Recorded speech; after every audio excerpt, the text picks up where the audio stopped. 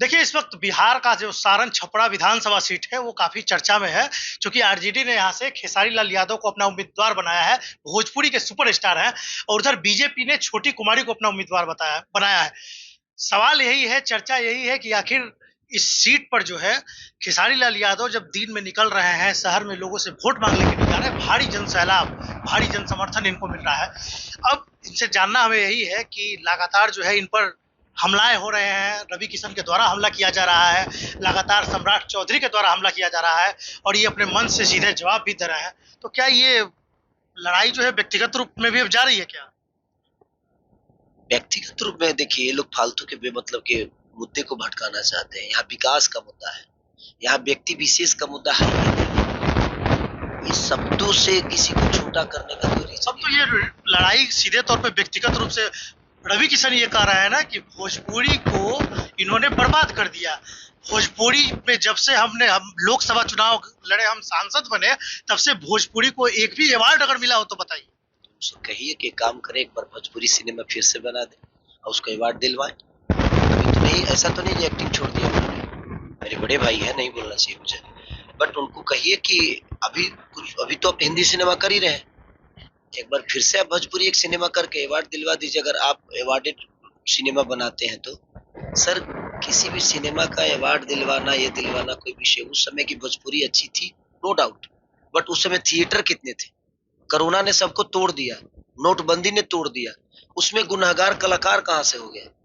Bhojpuri cinema बर्बाद। सच पूछी तो अब इतने सारे चीजें आ गई, लोग मोबाइल में चीजों को देखने लगे, तो उसमें क्या होता है कि और आजकल भोजपुरी बर्बाद जानते हैं किसकी वजह से हुआ? इस सरकार की वजह से।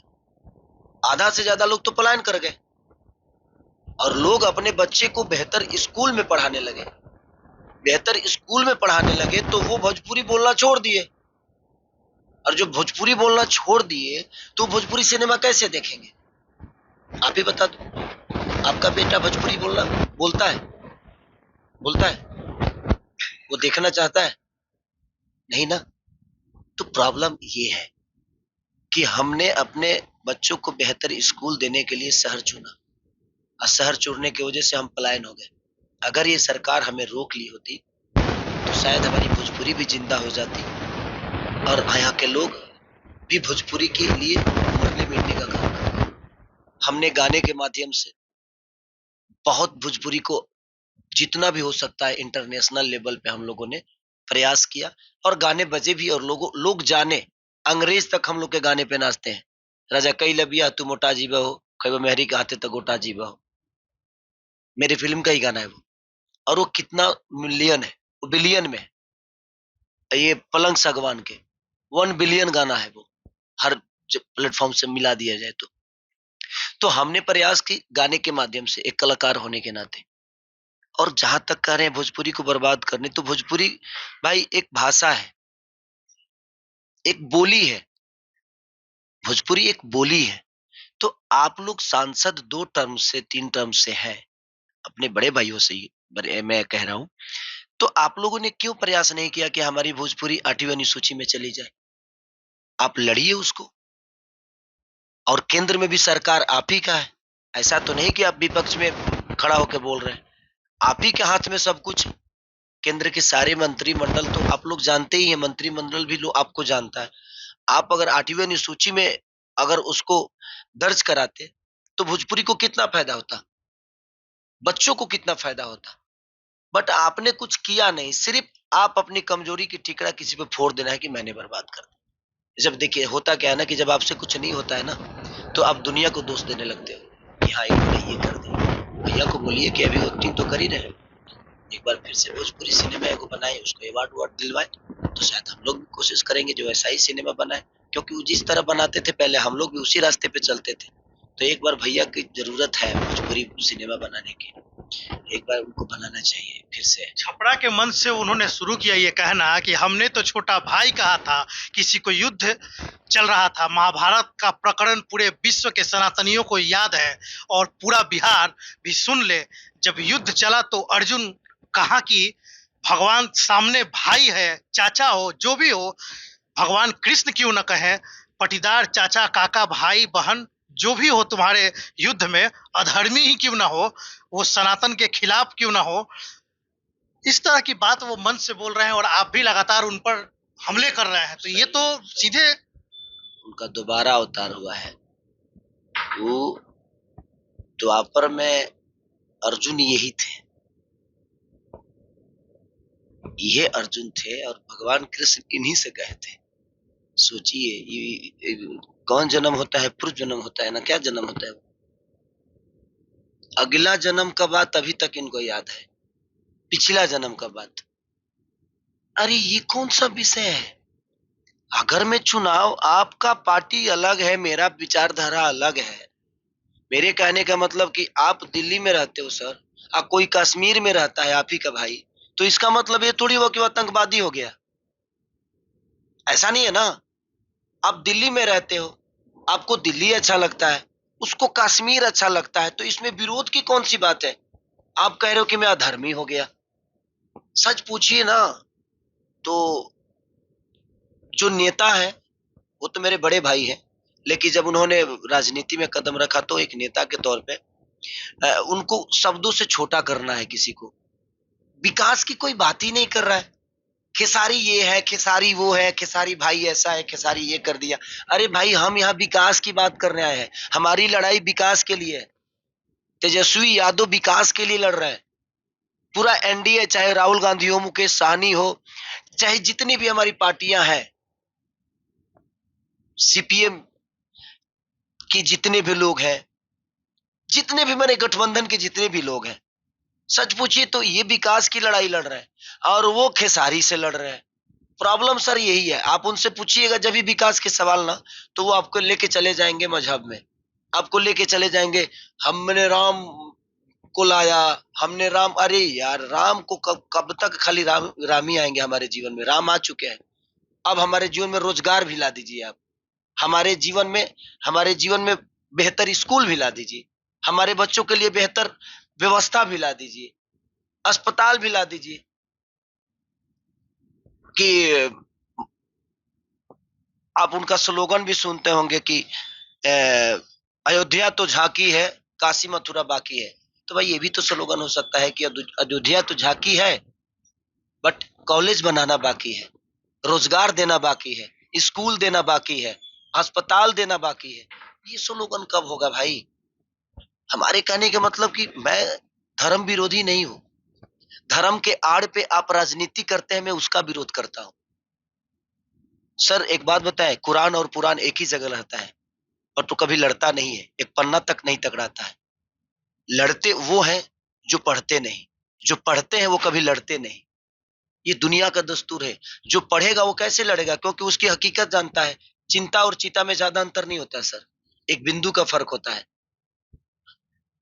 अब आप चिंता सुन लिए, कोई चीता सुन लिया, तो वही बिंदु है। आप शब्दों के साथ जब जाओगे ना, तो आपको शब्दों की हकीकत पता चलती है कि वो शब्द है क्या। बट यहाँ लोगों को अपने शब्दों से किसी को छोटा करना है। और सच पूछे तो राजनीति इतनी गंदी हो गई है शब्दों के, कि अब नहीं देखे विधानसभा में तेजस्वी जी को क्या कहा गया, तो उन लोगों के बातों के लिए उनको हमेशा जंगल राज पे ही बात करनी है। बिहार में आके उनको न रोजी पे बात करनी है, न रोजगार पे बात करनी है, और ना ही पलायन पे बात करनी है। वो सिर्फ ट्रेन देंगे हमें यहाँ से जाने के लिए, ट्रेन देंगे हमको घर वहां से बाहर से आने के लिए, हमें रोजगार नहीं दें, रोजगार नहीं देंगे ताकि हम अपने माँ के साथ रह सके, अपने परिवार के साथ रह सके, अपने बच्चों का अपने निगरानी में उनका ख्याल रख सके, उनको बेहतर स्कूल दे सके, उनकी भविष्य के बारे में सोच सके। यहाँ तो सर माँ मर जाती है और बेटा मुंह तक नहीं देख पाता है, क्योंकि उसके पास किराया नहीं होता है कि अपने माँ को देखने के लिए बिहार में आ सके। सच पूछिए तो भगवान देख रहा है। इस धरती पे भगवान नहीं है, बट एक आंख तो ऐसी भी है कि आपको देखती है। जीते जी हमें दुनिया बुरा बोले भला बोले नहीं पता सर, बट मरने के बाद मैं चाहता हूं कि खेसारी को दुनिया कहे कि नहीं यार, इंसान अच्छा था, मैं उसके लिए अब मेहनत करता हूँ। जीते जी मेरा नाम हो गया है, अब मरने के बाद की प्रोसीजर है ये कि मैं कितना बेहतर कर सकूं।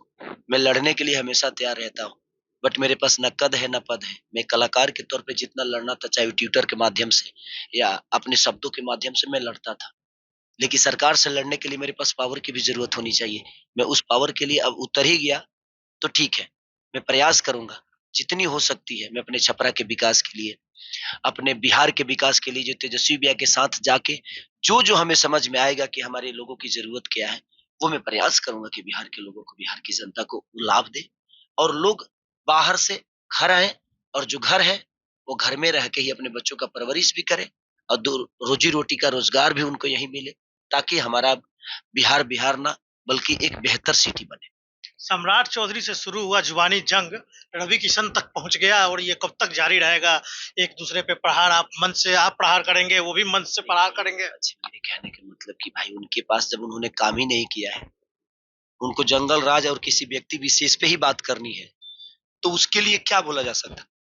वो कभी रोजी रोजगार की बात की है? आप देखे हो कभी? बिहार के लिए इतनी सारी फैक्ट्रियां तो गुजरात में लग गई, बिहार में इस 15 साल में कई फैक्ट्री लगी है, बता दीजिए मुझे। एनडीए की सरकार तो यहाँ भी है और दिल्ली में भी है, बट कितनी फैक्ट्रियां लगी हैं? तो उन्होंने काम ही नहीं किया। उनको तो शब्दों से सिर्फ लालू जी को जंगल राज बोल के उनकी यादों को ताजा करना है, ताकि आप डरो कि नहीं जंगल राज आ जाएगा। अरे भाई, आज पढ़े लिखे लोग हो गए हैं, आज समझदार लोग हो गए हैं, लोगों को बुरा और सही समझ में आता है। अब लेकिन जो जिनको नहीं समझ में आता है, अब बोल बोल के इतना भौकाल पैदा कर देते हैं कि लोगों को लगता है ना ये सही बोल रहे हैं, कहीं हो जाए। बट ऐसा नहीं है। आज के परिवेश में लोग पढ़े लिखे लोग हो गए हैं, आज चीजों को समझता है आदमी। और मैं यही दुनिया से कहूंगा कि इस बार बिहार में आप सिर्फ अपने बच्चों के भविष्य के लिए वोट करिए, अपने बच्चों की बेहतर के लिए वोट करिए। मैं सबसे यही कह रहा हूं कि हमने 15 साल चाचा को दिया, 5 साल भतीजा को देते हैं। अगर आपको लगेगा कि नहीं यार, चाचा से भतीजा बेहतर नहीं है, तो आप इनको भी बदल दीजिएगा, क्या फर्क पड़ता है। लेकिन मुझे पता है कि चाचा से भतीजा बेहतर हो सकते हैं, क्योंकि उन्होंने 17 महीने में 5 लाख नौकरी दी, और उन्होंने 2.5 करोड़ नौकरी देने का वादा भी किया। पलायन पे बात करते हैं वो। अब तेजस्वी जी को देखिएगा, जब भी बात करेंगे वो पलायन पे बात करते हैं, वो शिक्षा पे बात करते हैं, वो अस्पताल पे बात करते हैं, वो नौकरी पे बात करते हैं। लेकिन आप भाजपा के जितने भी, एनडीए के जितने भी लोग हैं, आप उनसे बात करिएगा तो उनके पास एक ही मुद्दा है, जंगल राज। जंगल राज के अलावा वो एक जंगल राज पे बात करेंगे, वो हिंदू मुसलमान पे बात करेंगे, मजहब पे बात करेंगे। इसके अलावा उनके पास अगर कोई टॉपिक हो तो आप मुझे बता देना। जबकि इस सारी चीजों से ना इंसान की जिंदगी नहीं चलती है। इन सब चीजों से ना, आस्था हमारे लिए विषय है, पूजने के लिए अच्छी बात है, पूजने के लिए ना यार, जीने के लिए आस्था नहीं चाहिए। जीने के लिए रोजगार चाहिए, जीने के लिए हमारे पास रोटी चाहिए, हमें उस पे बात करना चाहिए।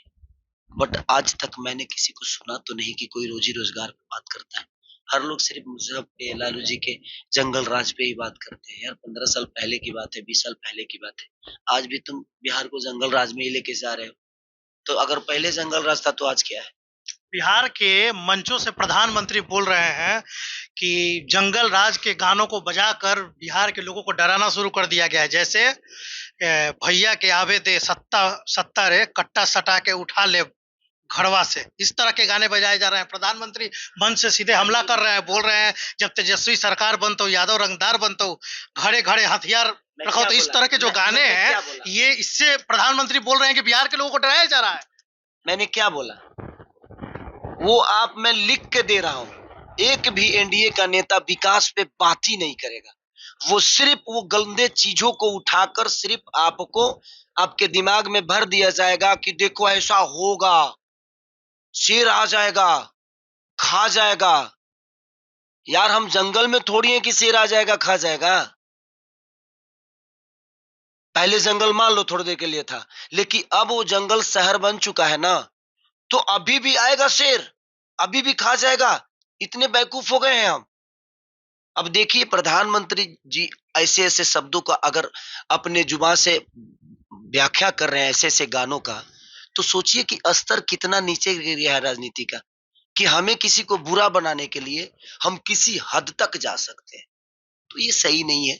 और ऐसा लोग बेवकूफ नहीं है इस बार के, तो कहने दीजिए जिसको क्या कहना है, लेकिन इस बार एकदम बिहार बदलाव की तरफ है। और मुझे लगता है कि ऐसी-ऐसी चीज़ों पे लोगों को फ़ोकस भी नहीं करनी चाहिए। हर समुदाय में सर कुछ उदंग लोग होते हैं कि वो कुछ भी बना देंगे, बट उनसे बिहार का क्या लेना-देना है? उनके अपने शब्दों से लेना-देना है कि उनको मज़ा आ रहा है कि मैं ऐसे बोल देता हूँ। शरीर में जान नहीं है और सब तो गाते ही हैं, शरीर में जान नहीं है, लेकिन कहेंगे कि नहीं घरे में थाना है हमारे, हमारे घरे में जेल है। तो वो सर उससे राजनीति को और उससे विकास का कोई लेना देना नहीं है। लेकिन इनके पास कोई अगर इन्होंने विकास ही नहीं किया तो इनके पास मुद्दा क्या है? वही छोटी-छोटी चीज़ों को ये लोग मुद्दा बनाएँगे, मुद्दा बना के पब्लिक को भी अलग दिशा में लेके जाएँगे।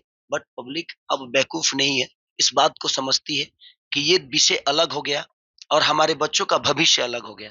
हमारे बच्चों का भविष्य इस गाने की वजह से नहीं, बल्कि सरकार के बेमतलब की नीति से खराब हुई है। हमारे बच्चे इस गाने की वजह से ना बढ़े हैं, ना घटे हैं, ना उनका ज्ञान में कमी इस गाने की वजह से हुआ है। आप स्कूल दे दो ना, लोगों को रोज़ी-रोज़गार दे दो ना, ऐसे गाने का प्रमोट ही नहीं होगा। आप बिज़ी तो कर दो हमें। तो आपने हमें इतना फ्री रखा है कि हम इसी में लगे हुए हैं। काँटा देंगे, ये करेंगे, वो करेंगे, ऐसा करेंगे। तो लोगों को बिज़ी कर दीजिए। बिज़ी हो जाने के बाद इंसान के पास जाके देखिए ना कितने गाने चलते हैं। अ, बाहर दिल्ली में या मुंबई में। हम तो मुंबई जब रहते हैं तो यूट्यूब भी नहीं खोल पाते। कभी हमने नहीं देख खोल पाया। क्योंकि हमारे पास काम इतने हैं कि हम कभी खोल ही नहीं पाते। तो बात वो है तो रहने दीजिए। ये अब यही चर्चा चलेगा। आप उनसे रोज़ी-रोज़गार की एक अब प्रधानमंत्री माननीय प्रधानमंत्री तो आ ही रहे हैं छपरा में। अब सुनिएगा, एक बार भी वो रोज़ी पे बात नहीं करेंगे, रोज़गार पे बात नहीं करेंगे, वो पलायन पे बात नहीं करेंगे, वो अस्पताल पे बात नहीं करेंगे, वो शिक्षा पे बात नहीं करेंगे। वो सिर्फ़ इसी पे बात करेंगे कि वो जंगल राज याद है ना? जो अभी 15 साल पहले 20 साल जो पहले पैदा बच्चा हुए थे, उनको भी ये बात डलवा देंगे जो पहले ऐसे था, आज भी वैसा ही हो जाएगा। जिनको नहीं पता था जिन बच्चों को, वो भी आज डर जाएँगे कि नहीं जंगल राज था। तो नहीं, ये मुझे नहीं लगता कि इससे भोजपुरी का या मुझे लगता है कि अपने बिहार का विकास इस गाने की वजह से नहीं, इन शब्दों की वजह से नहीं। ये गाने जो होंगे 4-5 लोगों के होंगे और 4-5 लोगों से बिहार नहीं चलता है। ये 4-5 लोगों की ही सोच है। उस सोच से बिहार का कोई लेना-देना नहीं है, तो ये बिहार की जनता जानती है। तेजस्वी यादव माँ बहन योजना की बात कर रहे हैं और एनडीए खासकर प्रधानमंत्री बोल रहे हैं मंच से कि माँ बहन योजना की बात होती है लेकिन महिलाओं का सम्मान ही ये लोग नहीं कर रहे हैं। अश्लील गाने बज रहे हैं महिलाओं के नाम पर, महिलाओं की तस्वीर लगाकर। मैंने क्या बोला? वो योजना की बात करेंगे और ये उनको नीचा दिखाने के लिए कुछ माइनस तो ये गानवा जो है तेजस्वी जी ने गाया है? नहीं ना। योजना की बातें तेजस्वी जी के मन में है। तो योजना का पूरा करना तेजस्वी जी का काम है। ये जो गाने गाए हैं ना उनके नहीं। तो किसी और की गलतियाँ क्या नहीं किसी लगता और इससे पे छवि नहीं थोपने खराब होगी पार्टी की? अरे महाराज छवि खराब हमारे जिस जैसे अरे प्रधानमंत्री मंच से इस चीज को भुना रहे हैं, बोल रहे हैं। अरे तो ऐसे व्यक्ति जो प्रधानमंत्री है उनके मुँह से ये से शब्द निकलने चाहिए। ऐसे शब्दों का तो ज़िक्र भी नहीं करना चाहिए। ऐसे लेकिन समाज बिहार के चुनाव में तो यही मुद्दा बन रहा है। अरे तो ठीक है लोगों को अगर इसी लगता चीज है को मुद्दा बनाया नहीं जा अगर रहा है। उन लोगों को लगता है कि इस गाने की वजह से बिहार बर्बाद हो रहा है, तो भाई आप सेंसर बोर्ड लगा दो ना, आप ही की सरकार है। तो आप क्यों नहीं? तो इस गाने के बढ़ावा तो आप ही दिए हो। आप सेंसर बोर्ड लगा दो कि जब तक सेंसर बोर्ड नहीं होगा, तब तक गाने नहीं रिलीज़ होंगे। ऐसे गाने पे रोक लगाओ, क्यों नहीं लगाते हो? केंद्र में भी आप ही हो, बिहार में भी आप ही हो और उसका दोषी आप तेजस्वी जी को बना रहे हो। तो दोष तो आपका है कि आपने व्यवस्था नहीं दिया है। सेंसर बोर्ड लगा दो ना उस गाने के लिए। लगा सकते हो ना, फ़िल्मों के लिए लगाए हैं ना, तो आप गानों के लिए भी लगा दो। लगाओ अपने आप समझ में आ जाएगा। जो ऐसे गाने होंगे वो रिलीज़ ही नहीं होंगे। नहीं होने दीजिए। तो आप समाज में जाने के लिए मेरे कहने का मतलब कि हर रोड पे जाने के लिए रास्ता होता है ना? होता है कि नहीं होता है? तो एक रास्ता जो है, तो जहाँ से भी रास्ता जहाँ जा रहा है तो टोल टोल नाका है कि नहीं है? कि जब तक टोल नहीं दोगे तब तक नहीं जाओगे। तो आपको टोल की तरह आप भी सेंसर बोर्ड लगाओ। सेंसर बोर्ड ये जो गाने हैं ये समाज में आएँगे ही नहीं। तो आप सेंसर बोर्ड नहीं लगाओगे और इस गाने की वजह से एक आदमी जो बेहतर सोच रहा है, जो बिहार के विकास की तरफ जा रहा है, जो बिहार के विकास की बात करता है, माई बहन योजना योजना की बात करता है, जो पलायन रोकने की बात करता है, उसको इस गाने से तुलना क्या है? मुझे बता दीजिए। इस गाने की वजह से ये सारी चीज़ें बर्बाद हुई है। ये सोच जो है, ये सोच किसी और का है।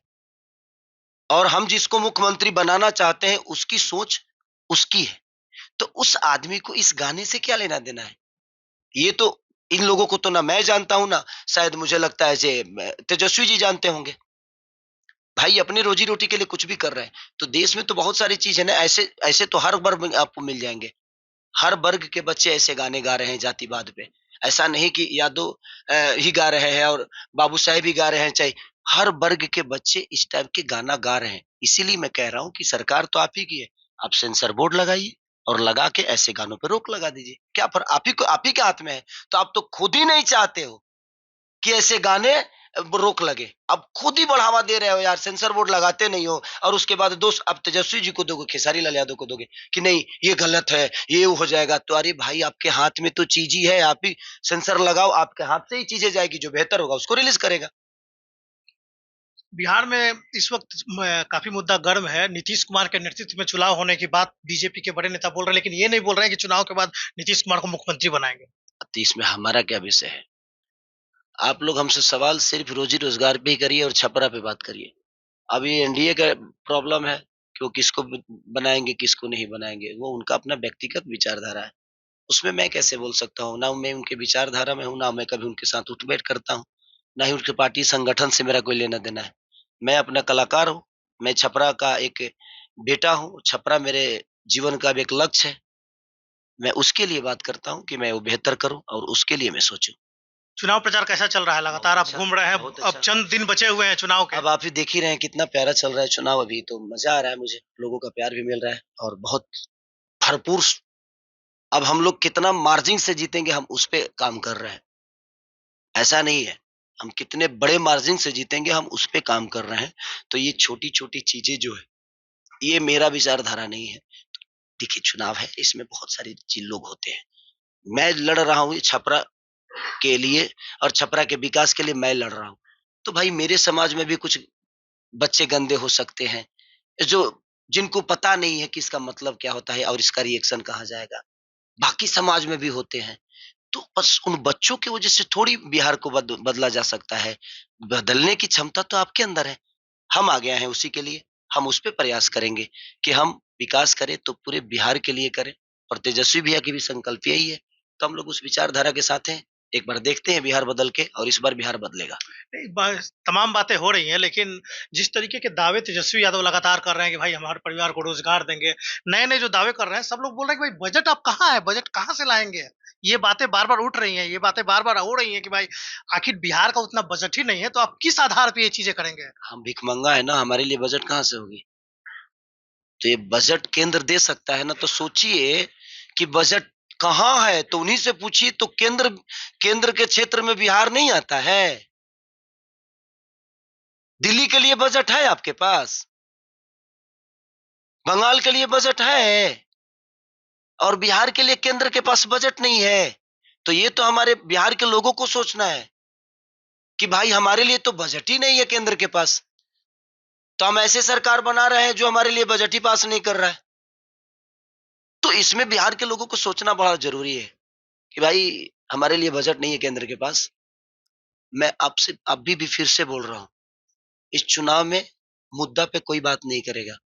ये हमें मुद्दा से भटकाना चाहते हैं, वो टिप्पणी करके कि ताकि हम छपरा के मुद्दा को भूल जाएँ, हम बिहार के विकास को भूल जाएँ और इनकी बातों में उलझ जाएँ, इनकी तरफ हम चले जाएँ। ये चाहते ही ये है।